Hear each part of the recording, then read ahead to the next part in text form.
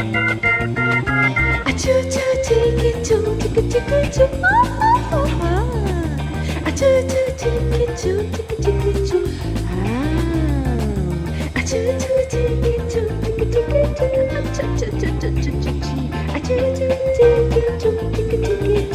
evening. This evening, Ciclissimo is in conversation with LLB Bikes Racing team. We've got Richard Anderson and Andy Ramsdale with us here in the Turbo Lounge. So, gentlemen, talk us through the start of the team. I know, Andy, it was your idea, and you picked up the phone and spoke to Rich. What did you say? Well, it was an email rather than a phone call, but it was an technology. epic email. an epic email. There was obviously kind of a bit of unrest in the Beeston RC camp, and we'd sponsored Beeston RC for the past 3 years, so I had no real reason to not continue to sponsor them, but nothing was forthcoming, so I had a chat with a few of their riders as to what was going to happen and what was going to we were going to do going forward for 2016. And Richard was responsive to this? Didn't know this time. I didn't really know, to be fair. It was more talking to the riders that were under the Beeston RC colours at that particular point, particularly Ed. And it just kind of made a lot of sense that if they weren't going to have a race team, then you've got a load of racers that are going to look for somewhere else to go and another set of club colours. So as we'd put a lot of effort and time and invested money with sponsorship into the Beeston team, then we might as well bring it under the Leisure Lakes umbrella if we could. Well, it's good to see, because I know there's been a lot of drive and a lot of passion from Rich for just one name there with the BRC enterprise the last 3 years, so it needed to move forward. So, Rich, it was a yeah. It was, yeah. Straight away? Yeah. No reservations after all that Well, work, heartache and pain it just last 3 years? It did seem like the natural next step, because we moved from having 6 sponsored riders for 2 years to like more of a squad system with Beeston, and it just, the organisation, the things like that, it began to sort of fall apart at the seams a little bit. And it's just such a shame, because we had such good riders there, and you had people like Joe and that coming through, and then to dissolve it after 3 years, it was kind of like, well, we kind of set them up for success, and then we just say, no, we failed you, sorry. So when Andy came and said, I sent the email, said, are you interested in want to run a race team? It's like, this is great, you know. We can tie it in, we can have still be the link to Beeston with the Go Ride, bringing the kids through to the development squad, and then we can tap into that development squad, and the ones that are real good quality and the riders that we want, we can then offer them the next step forward, because there's loads of sort of local clubs out there, and they can all be good club riders, but this is something a bit to move on next step up. Yeah, that was a big driving force with BRC, especially from the involvement I had, was the dev squad. Yeah. It wasn't just we want to go for a race and this is it. It was about moving people up. So and if you're not moving forward, now. Exactly. If you're not moving forward, then everybody else is catching you up and everything. So I think BRC broke the mould of club racing in the East Midlands, and a lot of people copied it, and we obviously weren't at the forefront then, and I think this is just the natural next step forward. So how's it going to happen? You've got the teams. Do you want to talk a bit about the team, the riders? You've got 4 good riders. Yeah. Who have we got? So we've got Ed Pickard, who was second in the East Midlands Road Race League last year, and rode for BRC. Joe Perkins, who was also a BRC rider, he seems quite happy to just slog his ducks out and work for anybody, and seems to be a bit of a team rider, which is what we want. So that was our initial 2, and we wanted to put a squad together of 4. So I'd spoken to a guy who had done some racing and he'd done a lot of running, 400 metres runner, started doing some racing on the bike. He was riding over at Mercia way, but I hadn't really got anybody to race with as such. So he was in the back of my mind that he could potentially be a maybe. And then we talked to Ed, there was Elliot Harrison as well, who was Fourth this year. They're all in contention to win it. It's like last race, any one of 6 I think could have won it. So we've got the cream of the crop in the.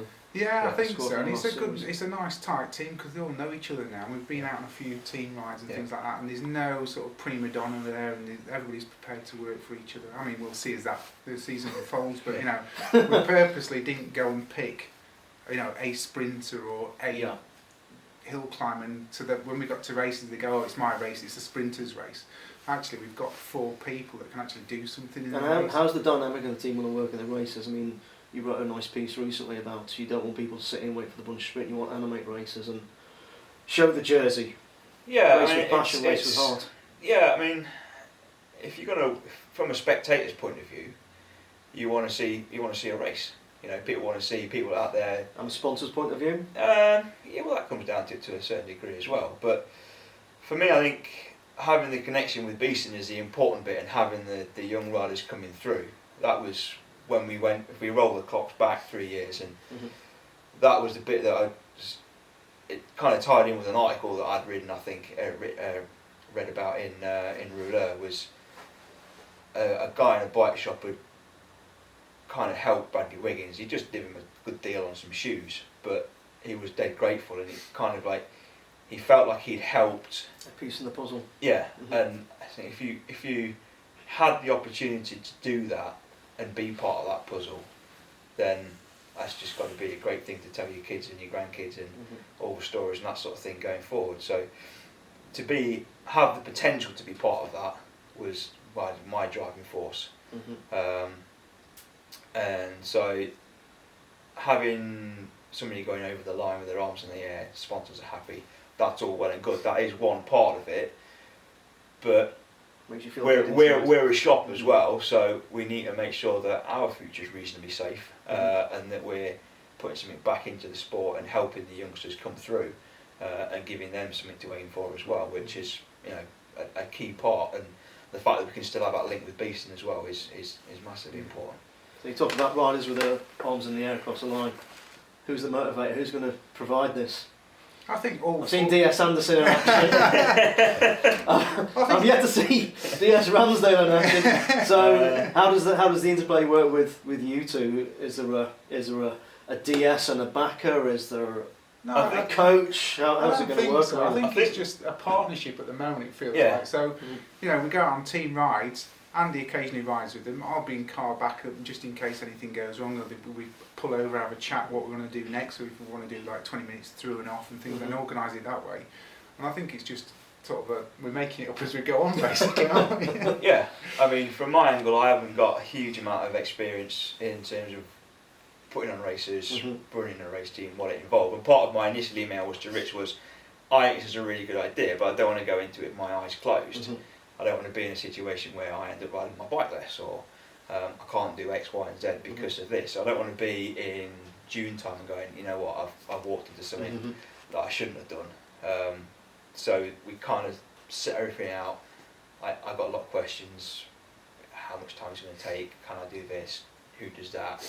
How do we do this? And Richard's like, well, he told you a lot. Once you've done it, and you've done it a fair bit of times, and you've got a template, and Richard's obviously put on races at various clubs and stuff, and knows what he's doing, so we can kind of tap into that. We haven't run it for a massive amount of races either, so we've done enough to get into the East Midlands Road Race League as a team, and we're going to put on some crits really at the new Harley Haddon Stadium to get that's to get the Leisure Lakes name amongst all the riders and everything, just to show that we're quite serious about it, and they're kind of easy to put on. So we're only doing that, and then for Beeston we're going to do the Uni GP. So, you know, 3 crits and 2 races is not a big draw on your time and anything like that. So I think it's going to work all right. And with just 4 riders, it's easy to organise. You know who's going to be where, and they're all going to get into the race and everything like that. You think that? Yeah. Well, that's what it was with Beeston. With 6 riders, they knew every year or each race they'd be the first 6. But when it went to a squad system, nobody knew what they were doing. There was a bit of friction and things like that. So I think it's just with a nice tight team and not too much commitment and everything like that. Trying to strip it down, back to basics, keep it simple, pure racing. Yeah. What are the targets this year? What would you like to come out at the end of the year with? win everything. No, I would like to win the East Midlands Road Race League. That would be As an individual, as a team. That's got to be Yeah. the target of any Yeah. East Midlands team. Yeah, and I think we can. I think the 4 guys we've got are the 4 people that if can they make keep it their heads happen. straight Mhm. and ride and race sensibly and properly, then there's no real reason. You know, you've got 2nd and 4th from this year, riding in one team now. Then that's got to be a That's a winning good base. combination. Yeah, Well, you- there's- you've got Joe like a diesel engine, and Yeah. Jono's turning out that way as well. He Yeah. could probably He could win probably if he be is a faster. bunch sprint, he'll He probably can win probably it. hold himself in the sprint. Yeah. can't No, we could sit here, with Ciclissimo each week, and I can interview 3 or 4 local teams. There's going to be a great rivalry next year. That's I'm cool. looking forward to the East Midlands League next Yeah, year. I think it is going to be. There's Thank quite you. a few. Oaks bikes. is There's a few new. Brian's got his team together. Yeah. Langdale's are Yeah. stepping up the game. Yeah. And it dig deep coaching as well. See. Yeah. Mhm.